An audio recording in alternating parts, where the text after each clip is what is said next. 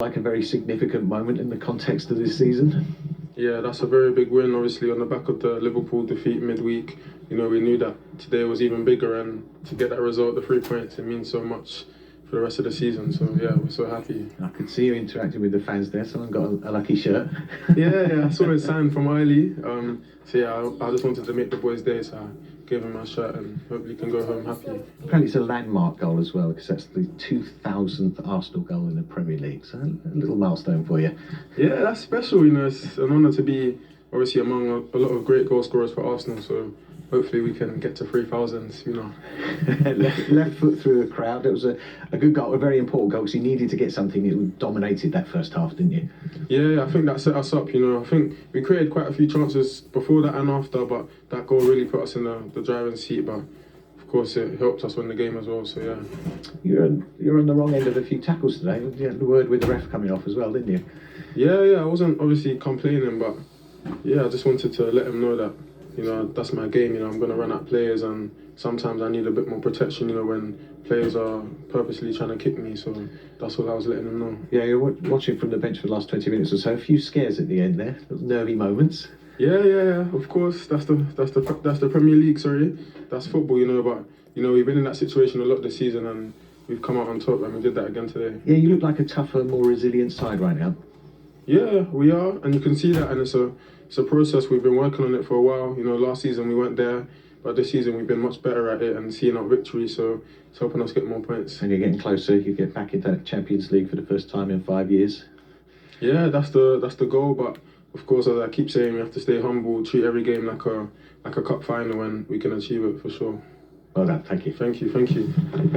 Bukayo Saka up to double figures for the first time in his senior career. Joint top scorer for Arsenal now, with Smith-rowe in all competitions. That's good progress. Absolutely. For him and development. Yeah, Ellen doing the business for Arsenal at the moment, and maybe one of the main reasons why Mikel Arteta is able to then let someone like Oba go, because yes, we'd like to get more goals from Lacazette coming deep, but when you've got Smith-rowe and Saka getting in those areas when he comes deep, and Erdegaard getting the ball through there, and them just doing so much offensively now.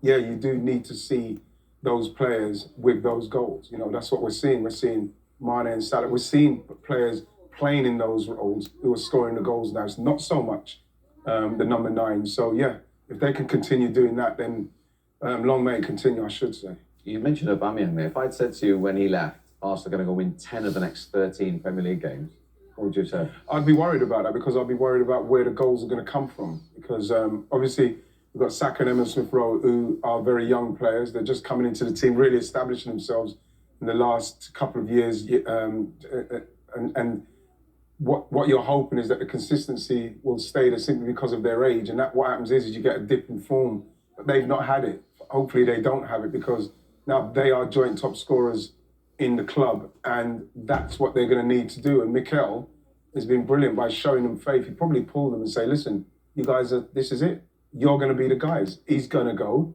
You're going to be the guys we need to get the goals from. And to be fair, as much as Emil has not played as regularly as he'd like to, I'm sure, he's come up with the goods alongside Bukayo. So, like I say, long may it continue. We're going to need more goals from other places as well. But you have to mention the defence. Bernd Leno done fantastically well when he came today. Villa obviously didn't put him under as much pressure as I thought they would. But, you know, the defensively, midfield, everything was so solid. And, you know, Arsenal winning games away from home like that is brilliant to see. It's really good to see. 5 in a row away from home. Absolutely. And again, it's something, Steve, where people... Well, it hasn't happened for 7 years. It hasn't. It's a long time, you know, and I think that a lot of people, a lot of pundits have been like very joyous in their, you know what I mean, their punditry, talking about Arsenal and how weak they are, and they no leaders. And look at them now. You know what I mean? You need people to now start saying, listen, this Arsenal team, a young side, we're starting to see characters grow in the side. You know, we're starting to see people like Ben White, Gabriel, Kieran Tierney, you know, Erdegaard, Thomas Partey. You know, we're talking about 5, 6, 7 players, 8 players we're getting 8 out of 10 every week. That's what you have to do. Then it's up to the owners and the manager and the recruitment to bolt on the kind of players that are going to fit into that squad and continue to help them to improve. Because like Bukayo said there, last season it was something they really struggled at. defending and keeping hold of the lead. Now they're a lot better at it, and they want to continue to get better at it. Let's have a look at his goal then today in the Significant goal for Bukayo Saka. Goal number 2,000 in the Premier League for Arsenal, and he draws level with you in the top scoring list. Is that a little competition you've got? Well, obviously friendly competition, we're both really good friends, we grew up together, so it's just good to see each other score for this club, and hopefully we can carry on. Just finally, on the subject of goals, you had chances to kill it off a little bit earlier today.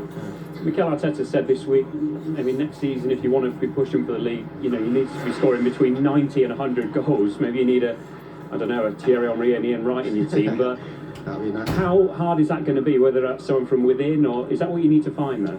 Yeah, for sure, to win games you've got to score goals, and like I said before, we're training really hard in front of goal and always practicing, so we're going to keep working hard, and hopefully we can score more goals. Thanks for your time. Thank you. Cheers. Well, he and Bukayo Saka into double figures. Then comes the departed Aubameyang, Lacazette with just 6, Martinelli, Nketiah and Odegaard on 5. On that point, we touched on it before the game. How important is that recruitment then in the summer to get somebody who can maybe get 15, 20 goals here for us? It's for the next step, what they're trying to make, and we're seeing it in the way that we're playing. We're seeing it with the emergence of leaders in the team. From the goalkeeper, Partey, everybody who's now emerging. It's just the icing, because for them two guys to come out of the academy and be having to be the ones that score those goals. He says he wants between 90 and 100 goals. You're going to need defenders scoring, midfielders scoring, and forwards scoring at a good rate.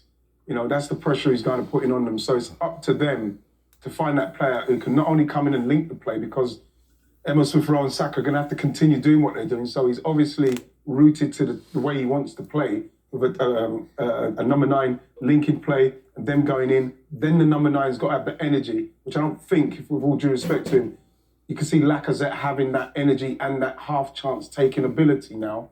What is going to give you that 15, fingers crossed, 20 goal a season player. So it's vitally important that they find that guy. But again, it's important as well for us to try and create the kind of chances that other people are arriving in the box and scoring as well, like we've seen Odegaard do recently. We've seen Partey stepping in and scoring goals. We're seeing Xhaka playing in more of an advanced role. So you can see that he's trying to get people in an opportunity to score the goals. But again, you do need somebody who's going to give you 10, 15 Premier League goals. However, that is the ultimate challenge, isn't it? We saw that with the champions even in the summer, Yes. trying to find one and didn't get one. Absolutely. And again, they're few and far between. And again, Arsenal will have to pay a lot of money to get the kind of striker that's going to give them that. And then there's always competition for that striker. You said it. Man City themselves were, trying to get that striker. So it's going to be tough, but they're going to have to find it from somewhere. Because at the moment, Arsenal's trajectory is moving up. So they need to make sure that they bolt the right players on to keep it going that way. Does that just heighten the importance of this? Steve, pick through the pieces of that. It's been a tough afternoon for Villa today, isn't it? I think it was a tough first half because we allowed it to be tough. I thought we were indecisive in a lot of the things we tried to do. I thought our performance lacked belief. And it wasn't until half-time onwards that we really showed that, we could improve, that we could be much better in the game.